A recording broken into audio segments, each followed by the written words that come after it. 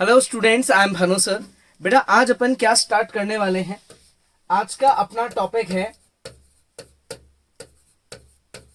Partnership. What is partnership. अपने को यह समझना है सबसे पहले इस वर्ड का मीनिंग क्या है। पार्टनरशिप किस चीज को बोलते हैं।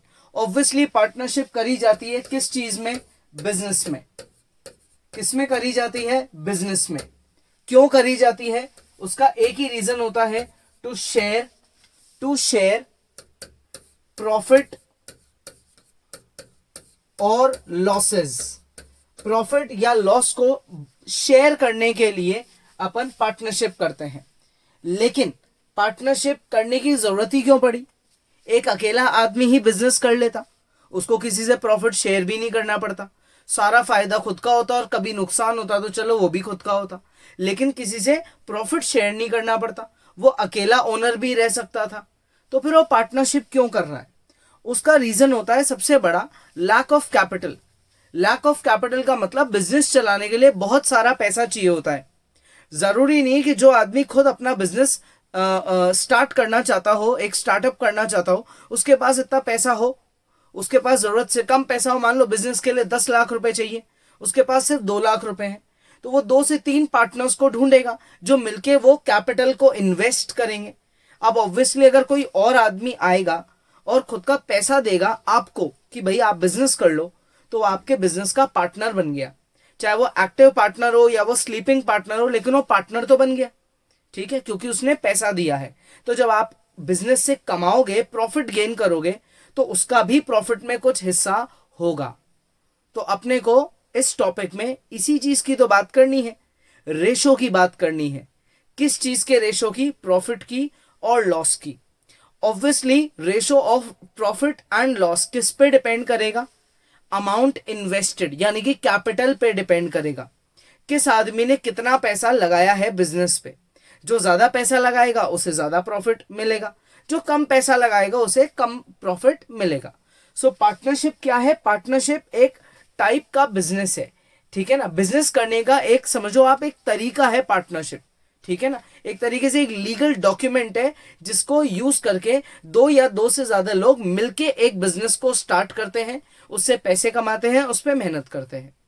ठीक है, तो थोड़ी बहुत थ्योरी के साथ स्टार्ट करते हैं, फिर क्वेश्चंस को क्रैक करेंगे। पार्टनरशिप व्हेन 2 और more persons run a business jointly, मिलके बिजनेस को रन कर रहे हैं, दे आर कॉल्ड पार्टनर्स। एक साथ काम कर रहे हैं वो पार्टनर्स हैं। And the deal is known as partnership. उस डील को पार्टनरशिप बोलेंगे कि भाई हम मिलके काम करेंगे, अकेला नहीं करेगा कोई भी। अब चाहे वो रेशो कुछ भी हो, 50-50 हो, 60-40 हो, 70-30 हो, लेकिन काम मिलके करेंगे। व्हाट इज बिजनेस पार्टनरशिप, ये एक खुद ही एक अपने आप में एक अलग चीज है। Business partnership a specific kind of legal relationship. ये एक लीगल रिलेशनशिप है। ऑब्वियसली कोई फैमिली रिलेशनशिप नहीं है, ये कोई ब्लड रिलेशनशिप नहीं है, ये लीगल रिलेशनशिप है। 2 लोग आपस में बिजनेस करने के लिए जुड़े हैं तो वो आपस में पार्टनरशिप कर रहे हैं, यानी कि लीगल रिलेशनशिप कर रहे हैं। Business partnerships are formed by agreement between 2 और more individuals to carry on a business as co owners. ये आपस में क्या करते हैं, अग्रीमेंट करते हैं।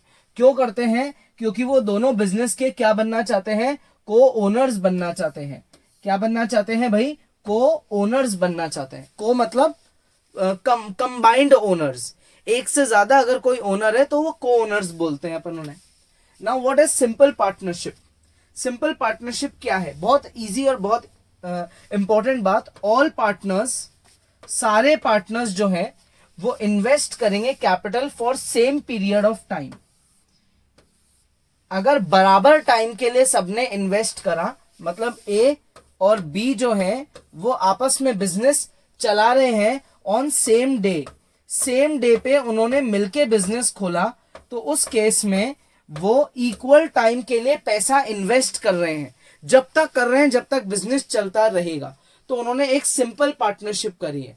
Compound partnership, if all partners invest their capital for different time period, यानी कि कभी भी कोई भी आ गया और कभी भी कोई भी चले गया। ए ने अकेले ने बिजनेस खोला था थोड़े टाइम बाद उसको लगा यार मुझे और पैसा चाहिए बिजनेस को एक्सपैंड करने के लिए, एडवांस करने के लिए, तो उसने बी को अप्रोच करा। तो बी को उसने कुछ महीनों बाद अप्रोच करा, यानी कि बी की जो बिजनेस में एंट्री हुई है एज अ पार्टनर वो कुछ ड्यूरेशन के बाद में हुई है। और हो सकता है उनमें से कोई एक पहले बिजनेस को छोड़ दे और दूसरा उसको कैरी करता रहे। तो यहां पे टाइम पीरियड इक्वल नहीं है। क्लियर? तो ये जो सिंपल और कंपाउंड वर्ड्स हैं इनका जो फोकस है वो सिर्फ और सिर्फ टाइम पीरियड होता है। If time period is equal तो पार्टनरशिप होगी simple, and if time period is unequal तो पार्टनरशिप क्या होगी? कंपाउंड। ठीक है, नेक्स्ट। अब बहुत इंपॉर्टेंट बात, प्रॉफिट्स अर्न्ड और losses incurred in the business are divided among the partners in the ratio of their investment with due consideration of time for which they invested in the business। ए ने बहुत मेहनत से सालों निकाल दिए, B ने अचानक से आके बहुत सारा पैसा दे दिया ए को, कर बिजनेस मेरे साथ, मैं पार्टनर बनता हूं तेरा, और 1 महीने में ही बी भाग गया। और फिर बी आके बोलेगा मैंने तो इतना सारा पैसा दिया था, चल अब मुझे 50-50 दे, तो ए मना कर देगा, भाई साहब अगर इतना सारा पैसा दिया था तो क्या करूं, 1 महीने के लिए दिया था, 1 महीने में तो तू चले गया, सारी सालों की मेहनत तो मेरी है। मानता हूं मेरा पैसा कम था लेकिन मेरा टाइम तो बहुत बड़ा है ना। यानी कि रेशो ऑफ प्रॉफिट दोनों बातों पे डिपेंड करता है, अमाउंट पे भी, कितना इन्वेस्टमेंट किया, और टाइम पे भी। Ratio of investment multiply by time is equal to ratio of profit. यानी कि ए को कितना प्रॉफिट मिलेगा टोटल में से ए को कितना प्रॉफिट मिलेगा और बी को कितना मिलेगा, ये डिपेंड करता है ए का इन्वेस्टमेंट मल्टीप्लाई ए का टाइम, बी का इन्वेस्टमेंट मल्टीप्लाई बी का टाइम। ए ने मान लो 4,000 रुपए इन्वेस्ट करे 6 महीने के लिए, और बी ने अज्यूम करते हैं 6,000 रुपए इन्वेस्ट करे पूरे 12 महीने के लिए। तो इनका रेशो ऑफ प्रॉफिट क्या होगा? इनका रेशो ऑफ प्रॉफिट होगा 3-0 कट गए, ये 6 से 6 कट गया, 4 1 और ये 4 3 सो रेशो इज 1:3। 1:3 का मतलब अगर 1 पार्ट ए को मिला है तो 3 पार्ट्स बी को मिलेंगे। मतलब अगर ए और बी उस प्रॉफिट के पैसे से पिज्जा भी खरीदने और पिज्जा भी खाएंगे ना, तो बी बोलेगा ए को ये 1 पार्ट तेरा है भाई और बाकी के सारे पार्ट मेरे हैं। भूले मत, बिजनेस में प्रॉफिट का रेशो 1:3 है। ये पिज्जा हमने बिजनेस के पैसे से खरीदा है, तो इसके 4 हिस्सों में से 1 हिस्सा खाएगा तू, क्योंकि तेरा रेशो का पार्ट 1 है बस, और 3 मेरा है, तो 3 हिस्से मैं खाऊंगा, मेरा रेशो ज्यादा है। तो ये होता है पार्टनरशिप। बिजनेस में जो पार्टनर्स हैं वो कंप्लीटली लीगली जुड़े होते हैं एक दूसरे के साथ। There is no emotion, there is no blood relationship. ठीक है, वो आपस में हर चीज को लीगली ट्रीट करते हैं, फाइनेंशियली ट्रीट करते हैं। क्लियर? यहां तक आ गया समझ में? तो ये इसका बेसिक सा छोटा सा इंट्रोडक्शन है, और ये इसका बहुत इंपॉर्टेंट फॉर्मूला है। इसके बेसिस पे ही अपन क्वेश्चंस को सॉल्व करेंगे। इस फॉर्मूले को आप रट लो। जब भी अगर कोई नया फॉर्मूला यूज होगा मैं आपको पहले उसका भी इंट्रोडक्शन दूंगा, लेकिन फिलहाल अपन जो क्वेश्चंस कर रहे हैं वो इस पे बेस्ड है। ठीक है, तो पॉज करेंगे वीडियो, कोई डाउट है रिवाइंड करेंगे, दोबारा समझेंगे, रफ कॉपी पेन साथ लेके बैठेंगे, खुद के नोट्स खुद से बनाएंगे। जैसे ही कोई नया क्वेश्चन मिलेगा वीडियो को पॉज करेंगे, खुद से ट्राई करेंगे, और उसके बाद उसका ऑप्शन या उसका आंसर वेरीफाई करेंगे। ठीक है, तो स्टार्ट करते हैं आगे के क्वेश्चंस के साथ। देखो भाई, question number 1, A B and C enter into a partnership. 3 लोगों ने मिलके बिजनेस में पार्टनरशिप करी। B contributes 1/3 of the capital. B का जो कॉन्ट्रीब्यूशन है वो 1/3 है, टोटल इन्वेस्टमेंट का 1/3 है। मतलब 300 रुपए में से 100 रुपए जो है वो अकेले बी का कॉन्ट्रीब्यूशन है। While A contributes as much as B and C together. A का जो कॉन्ट्रीब्यूशन है वो बी और सी के कॉन्ट्रीब्यूशन का टोटल है। बी और सी के कंट्रीब्यूशन का टोटल है ए के अकेले का कंट्रीब्यूशन। यार इसका मतलब तो ये हुआ कि अगर ये तीनों बैठ गए एक पिज्जा खाने लग गए तो ए बोलेगा मैं तो आधा पिज्जा खाऊंगा, क्योंकि मेरे अकेले का कंट्रीब्यूशन तुम दोनों के टोटल के बराबर है। आधा पिज्जा मेरा है, तुम दो बाकी के आधे में से शेयर कर लो। यानी कि यहाँ पे बी और सी दोनों हैं और यहाँ ए अकेला है, वो अकेला आधा पिज्जा खा जाएगा मतलब ए जो है वो 50% स्टेक होल्डर है, 50% उसने कैपिटल इन्वेस्ट करा है टोटल में से, और बी ने इन्वेस्ट करा है 1/3। मतलब A is to B is to C की अगर हम बात करते हैं तो ए ने आधा पैसा लगा दिया, बी ने 1/3 पैसा लगा दिया, तो बचा कितना? बचा मेरा इतना, इतना ही तो बचा, 1/2 माइनस 1/3। तो ये एलसीएम लूंगा मैं 6 से, 6 माइनस 3 माइनस 2, तो ये मेरा बच गया इतना। ये मेरे सी का इन्वेस्टमेंट है। सबसे ज्यादा ए ने पैसा लगाया, फिर बी ने, फिर सी ने। अब इसको सिंप्लीफाई कैसे करें? सबको 6 से मल्टीप्लाई कर दो, तो ये हो जाएगा 3:2:1 क्रम। ये आंसर है, इजी है, बहुत इजी है। A:B:C का रेशो है 3:2:1। सबसे ज्यादा पैसा ए ने लगाया, फिर बी ने, फिर सी ने। ए का जो अकेले का रेशो है वो बी और सी के टोटल के बराबर है। चेक कर लो आप, पूरे का टोटल करो, वो आएगा 6, 2/6 करो 1/3, ये बी का 1/3 रेशो भी हो गया। पूरे पिज्जा में से आधा पिज्जा अकेला ए खा जाएगा, बाकी के आधे में बी और सी दोनों खाएंगे। यानी कि ए जो है वो सबसे ज्यादा प्रॉफिट ले सकता है क्योंकि उसने सबसे ज्यादा पैसा भी लगाया है। Next, Chhotu got ₹5,000 as a share out of the profit of 9,000। Chhotu को मिले 5,000 रुपए 9,000 रुपए के टोटल प्रॉफिट में से। एक बिजनेस में छोटू और गोटू दो लोग हैं, इन्होंने मिलकर काम किया। छोटू और गोटू जो है वो को ओनर्स हैं, पार्टनर्स हैं। 9,000 का टोटल प्रॉफिट हुआ, 5,000 छोटू को मिल गए। Gotu had invested 3,000 for 6 months while Chhotu invested for the whole year. Gotu ने 3,000 रुपए इन्वेस्ट करे सिर्फ 6 महीने के लिए, छोटू ने इन्वेस्ट करे पूरे 12 महीने के लिए। तो बताओ छोटू का इन्वेस्टमेंट कितना है? तो ठीक है, इजी है। Amount invested by Chhotu, amount invested by Chhotu को मैं मान लेता हूं x.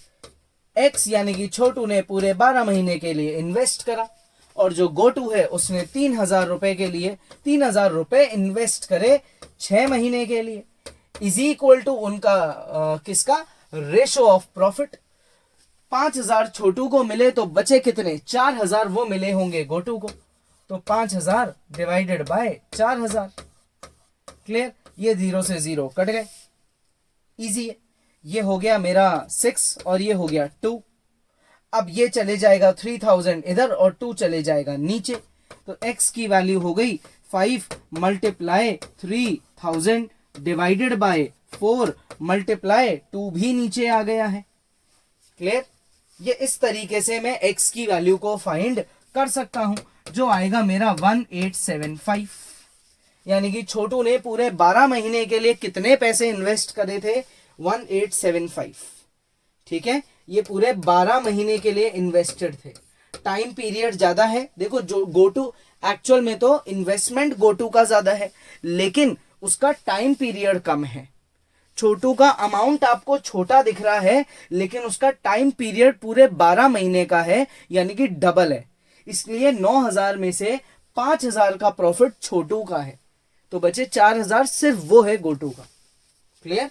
Next, Hina started a business by investing ₹40,000. After 4 months, her friend Meena joined her business and invested ₹50,000. हीना ने अकेले ने बिजनेस चालू करा 40,000 रुपए लगा के। 4 महीने के बाद उसको मीना ने ज्वाइन करा और उसने 50,000 रुपए लगाए। हीना ने अकेले ने 40,000 रुपए लगाए थे, मीना ने 50,000 रुपए लगाए 4 महीने बाद। मतलब अगर हीना ने 12 महीने का इन्वेस्टमेंट किया तो मीना ने सिर्फ 8 महीने का इन्वेस्टमेंट किया।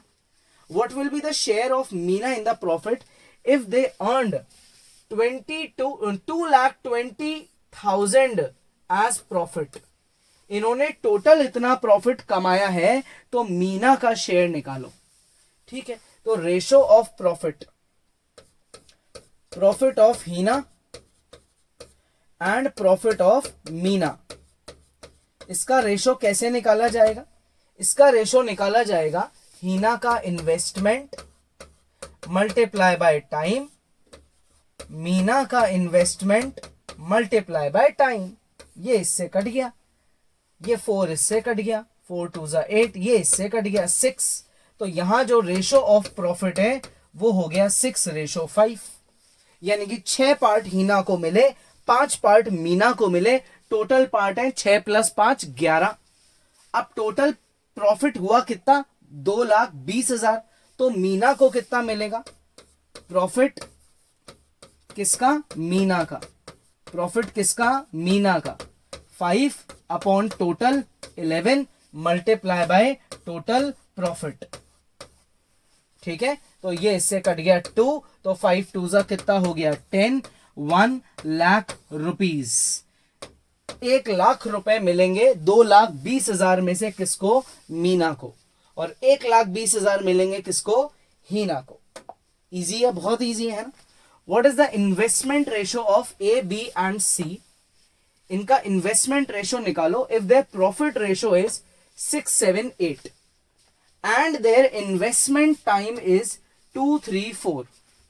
एक काम करते हैं, इन्वेस्टमेंट रेशो जो मुझे फाइंड करना है उसको मैं एक्स, वाई, जेड मान लेता हूं। ये मेरा क्या है, इन्वेस्टमेंट रेशो है। क्लियर, ये मेरा इन्वेस्टमेंट रेशो है, और मेरा टाइम का रेशो है कितना, 2, 3, 4। प्रॉफिट रेशो है 6, 7, 8। तो कैपिटल मल्टीप्लाई बाय टाइम, फिर से कैपिटल मल्टीप्लाई बाय टाइम, फिर से कैपिटल कितना, Z multiply by time. X, Y, Z capital है, 2, 3, 4 टाइम है। कैपिटल और टाइम का प्रोडक्ट करते गए, ये किसके बराबर आता है, प्रॉफिट के रेशो के बराबर आता है। किसके बराबर आता है, प्रॉफिट के रेशो के बराबर आता है। मुझे इससे क्या करना है, वैल्यू निकालनी है x/y/z की। ये चीज मुझे फाइंड करनी है। इन्वेस्टमेंट का रेशो क्या होगा, तो investment multiply by time is equal to ratio of profit होता है। इस लॉजिक से मैं अब आगे बढ़ूंगा, सिर्फ 2 की बात करता हूं। 2x/3y is equals to 6/7। ठीक है, क्लियर यहां तक। तो अब आगे क्या करें, इसको कैसे सॉल्व करें। 3 को ऊपर ले जाओ, 2 को नीचे ले जाओ, तो x/y कितना हो गया है, x/y हो गया 18/14। क्लियर, यानी कि 9/7। x/y कितना हो गया है, 9/7। ठीक है, x/y 9/7 हो चुका है। क्लियर, अब आगे के 2 पार्ट्स की बात करते हैं। 3/y 4/z is equals to 7/8। 4 को ऊपर ले जाओ, 3 को नीचे ले जाओ, तो y/z इज इक्वल टू 7 × 4 और 3 × 8। ये इससे कट गया, नीचे आ गया 2, तो y/z किसके बराबर हो गया है, ये हो गया है 7/6। अब देखो, ये तो बहुत इजी हो गया। x जा रहा है 9 के पास, y जा रहा है 7 के पास, इधर भी y 7 के पास है, z 6 के पास है, तो 7 और 7 तो कॉमन हो गया। तो x/y/z कितना हो चुका है, 9/7/6। 7 इज द कॉमन वैल्यू, तो वो इनको लिंक कर देगा। तो 9/7/6 ये मेरा किसका रेशो है, इन्वेस्टमेंट का रेशो है, यानी कि कैपिटल का रेशो है। 9/7/6 ये मेरे इन्वेस्टमेंट का रेशो है। Next, A, B start a trading business with a capital of rupees 30,000 and 60,000 respectively. From the profit of entire year which is rupees 18,000, A gets 8,500. A ने इन्वेस्ट करा 30,000, B ने invest करा 60,000, profit आया 18,000, उसमें से A को मिल गया 8,500 as his share of profit and salary. मतलब बी ने बोला ए को 8,500 रुपए ले, इसमें तेरा प्रॉफिट भी आ गया, इसमें तेरी सैलरी भी आ गई, अब शांत रह, बाकी का पैसा मेरा है। तो अब ये बताओ, what is the amount that A receives as his salary. फिर ए सोचने बैठ गया कि यार अगर इसने 8,500 रुपए में मेरी दोनों चीजें बोल दी, मेरा प्रॉफिट भी आ गया, सैलरी भी आ गई 8,500 रुपए में, मतलब मेरी सैलरी कितनी है। अब वो कैलकुलेट करने बैठ गया। तो भाई ए और बी का जो इन्वेस्टमेंट है वो 30,000 और 60,000 रुपए है। ठीक है, और उनके प्रॉफिट का जो रेशो है एंटायर ईयर का वो है 18,000। तो capital multiply by time is equal to ratio of their profit, is equal to ratio of their profit. Solve कर दो, 12 से 12 कट गया, ये आपस में कट गए, तो ये हो गया 1:2। 1:2 प्रॉफिट का रेशो है, ratio of profit is equal to 1:2। ये प्रॉफिट का रेशो है। ए को मिले 8,500 रुपए 18,000 रुपए में से, 18,000 रुपए में से ए को इतने मिल गए। अब एक बार आप 8,500 को मत देखो, प्रॉफिट हुआ है 18,000 का और ये प्रॉफिट का रेशो है। ये प्रॉफिट का क्या है, ए और बी का रेशो है प्रॉफिट का। तो इस हिसाब से ए का प्रॉफिट कितना हुआ, इस हिसाब से ए का प्रॉफिट हुआ 1/टोटल मल्टीप्लाई बाय जो पैसा आया, इतना ही तो बिजनेस से कमाया। तो ए बोलेगा भाई मुझे 6,000 रुपए प्रॉफिट के चाहिए, तो ए का जो प्रॉफिट है वो 6,000 रुपए का है। बी ने उसको 8,500 रुपए देके बात खत्म कर दी। तो ए बोलेगा यार 8,500 रुपए में 6,000 मेरा प्रॉफिट है, यानी कि मेरी सैलरी कितनी है, उसकी सैलरी हो गई, माइनस कर दो 2,500 रुपए, 2,500 रुपए उसकी सैलरी है। तो कैपिटल मल्टीप्लाई टाइम करके अपन ने प्रॉफिट का रेशो निकाला है और उसको टोटल प्रॉफिट से अपन ने सिंप्लीफाई करके ए का प्रॉफिट निकाल दिया, उसके टोटल अमाउंट में से माइनस करके ए की सैलरी निकाल दी। Next, Akshat, Bhavin and Dhruv started a business jointly. मिलके 3 लोग काम कर रहे हैं। अक्षत ने 11 लाख रुपए लगाए हैं, भेविन ने 16.5 लाख लगाए हैं और धर्व ने 8.25 लाख इन्वेस्ट करे हैं। The profit earned bye them in the business at the end of 3 years, 3 साल के लिए इन्होंने इन्वेस्ट करे और उसके बाद जो उन्हें प्रॉफिट मिला वो इतना है, ये प्रॉफिट है इनका। What will be 50% of Dhruv's share, Dhruv के टोटल प्रॉफिट का 50% निकाल दो।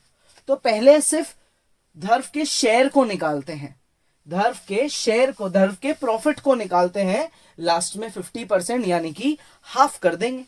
ठीक है, तो भाई अब यहां अक्षत ने इन्वेस्ट करा है 11 लाख रुपए, बेविन ने 16.5 लाख रुपीस और धर्व ने इन्वेस्ट करा है 8.25। तो ऐड करने से ये हो गया 5, ये हो गया 7, 14 में 1 जोड़ा तो ये हो गया 15, 1 कैरी गया। ये इनका टोटल इन्वेस्टमेंट है। टोटल इन बच्चों ने इतने पैसे लगा के बिजनेस खड़ा किया है। ठीक है, प्रॉफिट का जो इनका अमाउंट है वो है 19.5 लाख। तो धर्व का रेशो कितना हुआ, धर्व का इन्वेस्टमेंट इतना है, ये टोटल अमाउंट है, ये प्रॉफिट है, तो धर्व का रेशो कितना हुआ। धर्व को खुद का रेशो चाहिए तो वो कैसे निकालेंगे, तो धर्व बोलेगा कि जो मेरा प्रॉफिट है, प्रॉफिट अर्न्ड बाय धर्व, धर्व जो प्रॉफिट अर्न करेगा वो कितना होगा, 8.25 धर्व ने पैसा लगाया था आउट ऑफ द टोटल इतना, इतने में से, और टोटल प्रॉफिट आया कितना 19.5 लाख। ठीक है, तो डेसिमल से डेसिमल मैं काट दूंगा। ठीक है, और उसके बाद एक 0 नीचे लगा दूंगा तो ये हो जाएगा 825 मल्टीप्लाई बाय 195 अपॉन में 3575 मल्टीप्लाई बाय 10। इसको सॉल्व करने से मेरे क्या आ जाएगा, धर्व का प्रॉफिट अर्न्ड आ जाएगा, यानी कि धर्व ने कितने पैसे कमाए, कितना प्रॉफिट उसको मिला, ये आ जाएगा। ठीक है, तो ये कितनी आएगी वैल्यू, ये मेरी वैल्यू आएगी 4.5 लाख, ये आएगी 4.5 लाख, यानी कि आउट ऑफ 19.5 लाख धर्व को मिलेंगे 4.5 लाख। तो अब आपसे क्वेश्चन में क्या पूछा गया, what is the 50% of Dhruv share. So therefore 50% of Dharv's share is 4.5 divided by 2 which is 2.25 lakh. धर्व को इतना 50% पैसा मिलेगा, मतलब उसको पैसा तो इतना मिलेगा एज अ प्रॉफिट, अपने से 50% पूछा है, मिलेगा तो इतना, ठीक है। तीनों का इन्वेस्टमेंट को ऐड करके टोटल इन्वेस्टमेंट निकाल दिया और उससे अपन ने धर्व का शेयर निकाल दिया। क्लियर, ठीक है। तो अब आज की क्लास में अपन ने क्या पढ़ा है, अपने पार्टनरशिप के टॉपिक का बेसिक इंट्रोडक्शन, फॉर्मूला पढ़ा है, पार्टनरशिप वर्ड से रिलेटेड अलग अलग टर्म्स को अपन ने समझा है और कुछ अच्छे कैलकुलेशन बेस्ड क्वेश्चंस को डिस्कस करा है। ये क्वेश्चंस कॉपी करने लायक बिल्कुल भी नहीं है, खुद से सॉल्व करो, ईमानदारी रखो थोड़ी सी, है ना। इससे फिर क्या होगा, आगे के जो आने वाले वीडियोस हैं और जो क्वेश्चंस हैं वो भी आपको बहुत इजी लगेंगे और उन्हें भी आप खुद से सॉल्व कर दोगे। कोई डाउट है आप वीडियो को दोबारा देखो, नेक्स्ट क्लास में अपन आगे पढ़ेंगे।